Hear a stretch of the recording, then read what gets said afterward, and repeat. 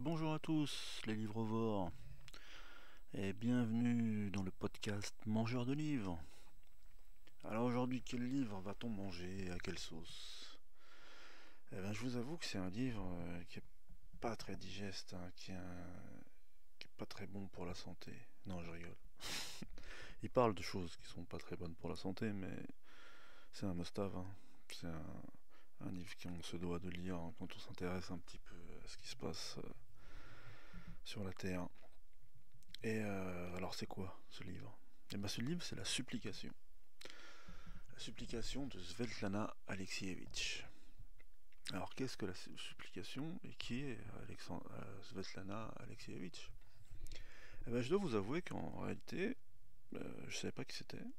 Enfin, à l'époque où j'ai lu le livre. Mais en fait, j'ai tilté ensuite. C'est, comme certains d'entre vous doivent le savoir, ceux qui s'intéressent à la littérature mondiale, Svetlana, notre amie Svetlana, a obtenu le prix Nobel de littérature en 2015. Et en France, elle était surtout connue pour un livre qui s'appelle La fin de l'homme rouge. C'est un livre qui traite de la transformation de- des habitants de tout le monde post-soviétique en fait. Après la chute du communisme, comme son nom l'indique, comment la société post-soviétique dans toutes les, euh, les- les- les républiques qui ont pris leur indépendance de l'Union soviétique, comme l'Ukraine ou la Biélorussie par exemple, et la Russie bien sûr, comment la société a évolué depuis la chute du communisme. Et donc pourquoi elle était connue en France pour ça? Parce que c'était le livre qui avait eu le plus d'impact. Et elle sait de quoi elle parle, vu qu'elle est à moitié biélorusse et à moitié ukrainienne. Et moi je sais que je tournais autour de ce bouquin pendant longtemps. Et bizarrement, en fait, j'ai pas commencé par ce livre-là, j'ai commencé par la supplication. C'était un petit poche qui traînait dans un sac de livres que j'avais acheté d'occasion. Et peu de temps avant, en fait, j'avais vu la série HBO qui s'appelle Tchernobyl. Et donc, je sais pas si beaucoup d'entre vous l'ont vu, mais pour ceux qui l'ont vu, en fait, c'est un choc cette série. Parce que ça montre réellement comment s'est passé l'accident de cette centrale nucléaire et comment elle a été gérée, l'impéritie totale à l'époque du Soviet suprême, là, et le nombre de victimes qu'il y a eu, la pollution que ça a causé. Moi je me rappelle en 86 j'étais au collège et on nous disait encore que le nuage allait s'arrêter à la frontière, alors qu'on sait que maintenant il y a plein de cancers de la thyroïde par exemple qui sont dus aux radiations de cette explosion. Mais bon, on a eu de la chance nous en Europe de l'Ouest parce que justement quand on voit ce qui s'est passé en Ukraine, en Biélorussie, en Russie, ils ont morflé quoi, comme d'habitude. Et donc quand j'ai regardé cette série, moi déjà, comme toutes les séries HBO, enfin la plupart des séries HBO, c'était vraiment une série de très bonne qualité. Dedans par exemple, il y a Stellan Skarsgård, l'auteur suédois là, qui est impérial comme d'habitude. Et donc, ça m'avait touché cette série, ça m'avait touché déjà parce que on voyait vraiment comment les gens ont vécu, enfin les gens de Tchernobyl d'abord, les gens de la région ensuite, puis les gens de toute la Russie, enfin de l'Union soviétique de l'époque, avaient vécu ce cataclysme et comment justement le gouvernement avait essayé de gérer l'incident.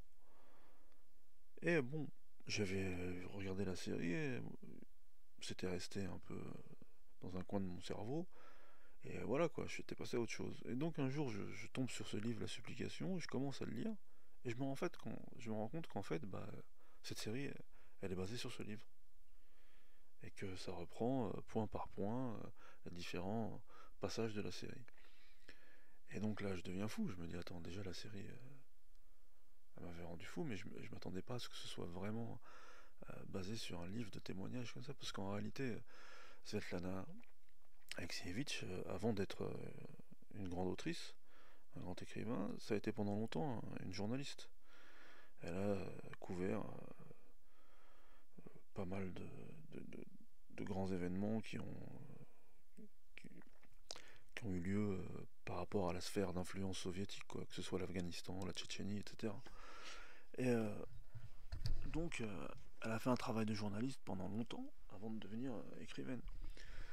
Et la supplication, en réalité, bah, c'est en gros une enquête de terrain sur plusieurs années sur l'incident de Tchernobyl.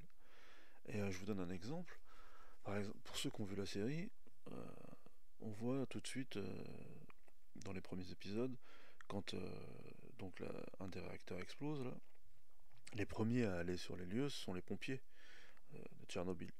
Et on suit notamment le parcours d'un des pompiers qui est marié, qui est jeune marié et dont la femme est enceinte. Et comment justement il va être un des premiers à aller sur les lieux, à essayer de lutter contre cet incendie et cet accident avec rien, des moyens dérisoires. Et ensuite l'impact que ça a sur lui, sur sa famille, sur ses voisins, etc., sur toute son équipe de pompiers. Et déjà, franchement, dans la série, ça prend au trip, quoi. C'est poignant, ça fait mal au cœur. Et on se dit, waouh, c'est horrible ce qui lui est arrivé.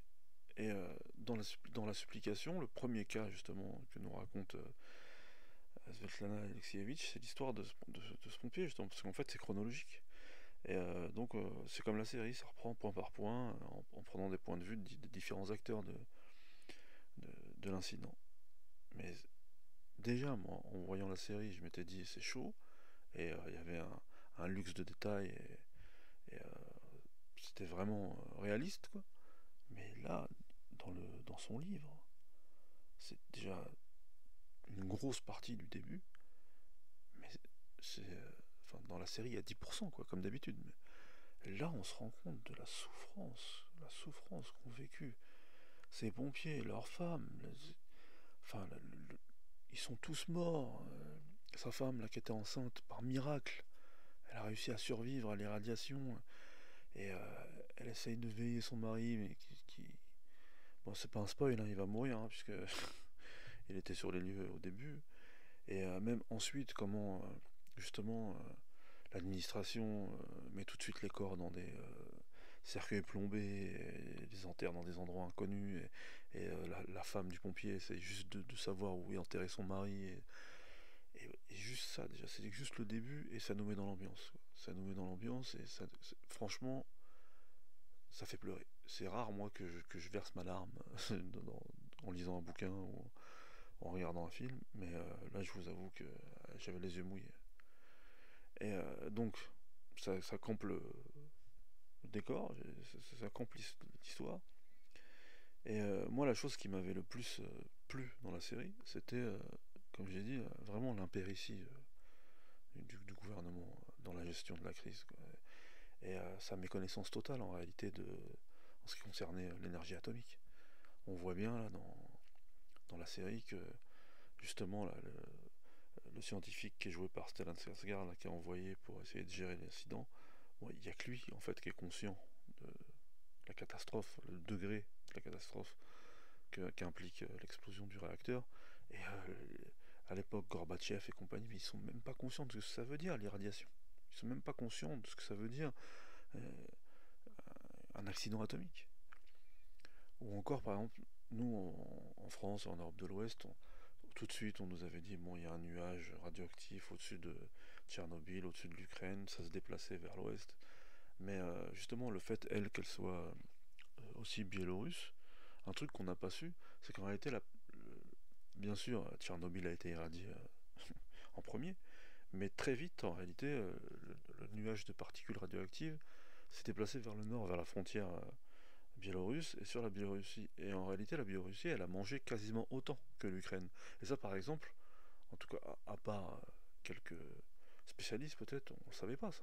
On ne savait pas que la Biélorussie, elle avait vraiment été irradiée, mais de manière lourde, et qu'ils ont eu des séquelles pendant longtemps, et aussi longtemps que l'Ukraine. Et pareil, en lisant ce livre, on se rend compte que bah, d'un point de vue sanitaire, c'est catastrophique. Et qu'encore une fois, à l'époque, les autorités déjà par méconnaissance et ensuite par manque de moyens, et puis de toute façon, qu'est-ce qu'on va faire contre des radiations, hein. C'est bien ça le problème de l'énergie atomique, que ce soit une bombe ou une centrale qui explose. Quoi, on nous donne des pastilles d'iode, et on prie pour pas avoir le cancer, quoi, en gros, si on n'est pas mort tout de suite. Bah voilà, c'est ça, quoi. C'est juste que C'est un scandale sanitaire qui dure depuis 40 ans et dont nous, en fait, on n'a pas pris la mesure en Occident. Il y a quelques années, Fukushima nous a rappelé que ça pouvait arriver n'importe où. Mais donc, en lisant ce livre, La Supplication, c'est chronologique.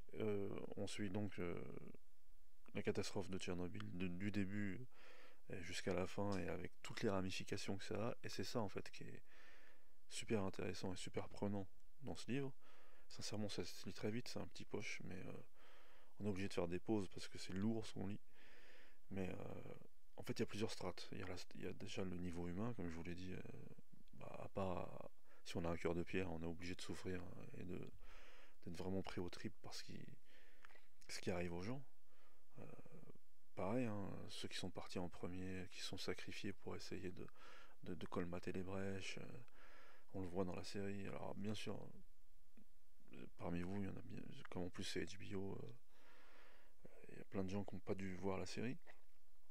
D'ailleurs, là, à l'heure où je fais ce podcast, je crois que ça fait un mois ou deux qu'on a HBO Max enfin qui est arrivé en France. Je suis pas de la pub pour eux, hein, c'est comme d'habitude, moi quand je vous parle d'éditeurs ou de plateformes ou de que sais-je encore, c'est juste d'un point de vue informatif. Euh, Moi je sais que j'avais jamais été abonné à OCS par exemple, et donc les séries HBO c'était que quand il y en avait en coffret DVD que je tombais dessus de temps en temps, que je pouvais les regarder. Mais là je me suis abonné puisque c'est 9 balles par mois, et justement j'ai pu me regarder plein de séries HBO que j'avais jamais vues. Et donc il y avait Tchernobyl dedans, et je me suis dit bah cool, je vais pouvoir le revoir après avoir lu le bouquin. Et donc ça, après avoir lu le bouquin, c'est encore pire. Et je sais plus pourquoi je vous ai dit ça, mais enfin ouais, pour ceux qui veulent voir la série, ils peuvent s'abonner à 9 euros quoi. Et donc ouais, il y a l'histoire du pompier, il y a l'histoire de la gestion de la crise sanitaire.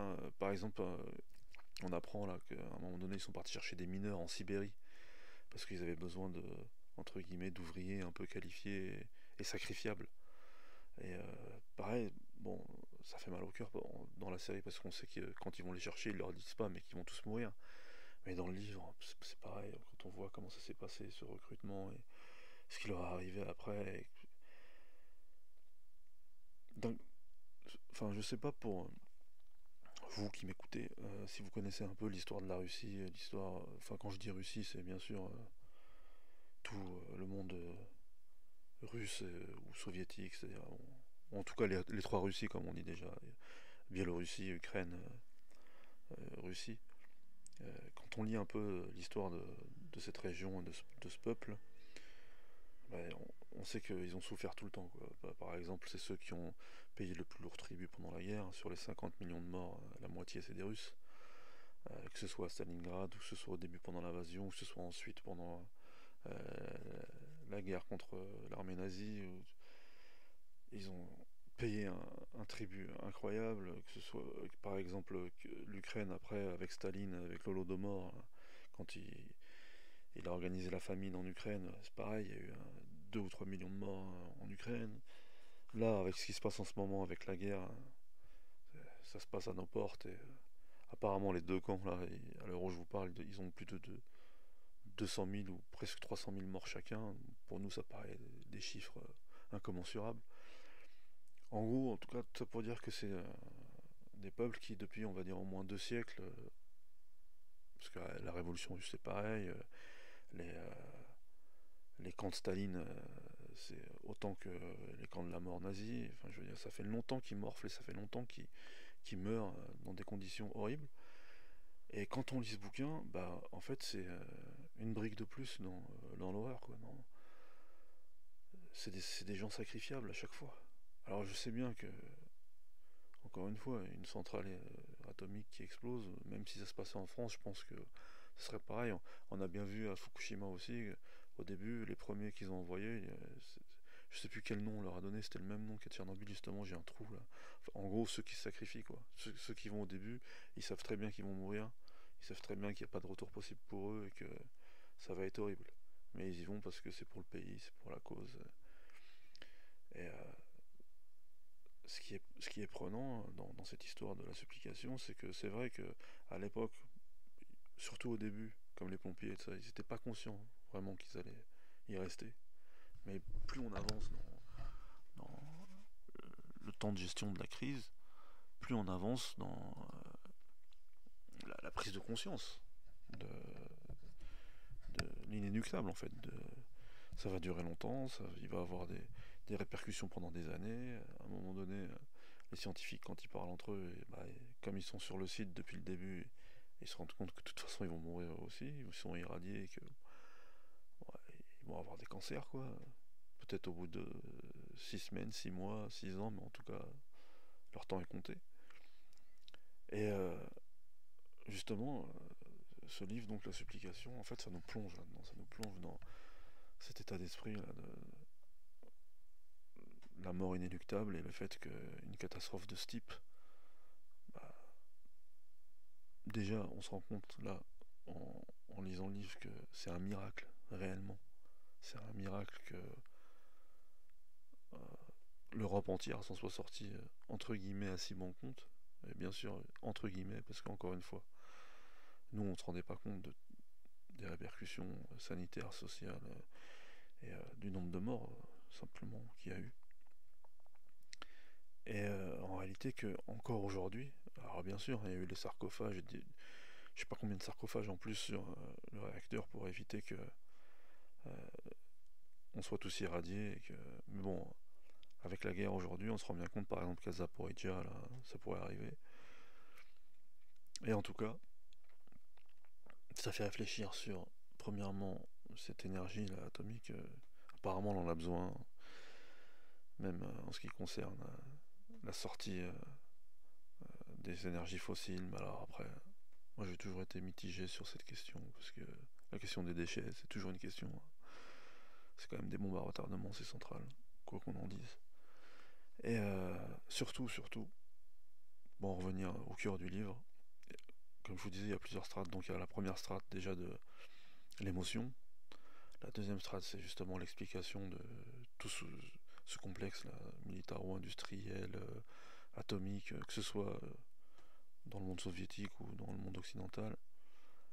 Et surtout, ce qui est super intéressant après, quand on prend un peu de hauteur dans le livre, de hauteur dans le sens pour analyser la situation, c'est la gestion politique de la crise. Et sur 30 ans, c'est-à-dire, bon, à l'époque, je vous le dis, on le voit dans la série et on le voit dans le livre, bah, ils étaient incompétents, quoi. Comme d'habitude, comme dans la plupart des pays, les politiciens, c'est des politiciens. Ce qui les intéresse, c'est obtenir le pouvoir. Ensuite, c'est la gestion du pouvoir, mais après, quand un truc comme ça arrive, bah, ils sont pas qualifiés. Ils sont pas qualifiés du tout. C'est pour ça que c'est miraculeux et qu'encore une fois, ça tient sur le sacrifice de quelques-uns. Et moi, ce qui m'a surtout touché une fois que je m'étais habitué à souffrir pour les gens qui mouraient, bah, c'était ça en fait. Encore une fois, l'impéritie. Parce que je crois que c'est le mot, l'impéritie et l'iniquité des gens qui sont en place pour gérer un tel incident. Donc voilà, c'était pas très fun comme bouquin, mais de temps en temps, c'est important de lire des livres sur des tragédies. Et bien que ce soit une traduction, c'est super bien écrit et je comprends qu'elle ait eu le prix Nobel, cette femme. Et en même temps, elle est super courageuse parce que c'est pareil, hein, pour une Ukrainienne, enfin une Biélorusse, ouais, biélorusso-ukrainienne issue du monde soviétique, bah, critiquer l'appareil et la gestion de la crise et révéler plein de choses là-dessus, ça n'a pas dû être simple pour elle. En tout cas, c'est un vrai témoignage poignant et c'est un vrai travail de journaliste. Donc, je vous le conseille, chers amis mangeurs de livres, si vous n'avez pas peur de lire des bouquins irradiés et de briller dans la nuit, je vous conseille La Supplication. C'est un petit livre qui se lit très vite, enfin très vite, qu'on peut lire très vite, mais en tout cas, moi personnellement, j'ai été obligé de faire des pauses. Mais c'est un livre court, mais intense. Et d'ailleurs, ça m'a donné envie de lire tout le reste de sa bibliographie, à notre avis, Svetlana. Donc voilà, c'était mon conseil du soir, La Supplication. Rien que le titre, je trouve qu'il est super approprié. assez poétique en réalité. Eh bien, j'ai plus rien à dire, mes amis. Si ce n'est commenter, mettez-moi des étoiles, des commentaires, que sais-je encore, pour faire monter un petit peu le podcast, parce que j'ai l'impression de parler tout seul en réalité. Eh bien, à bientôt les mangeurs de livres.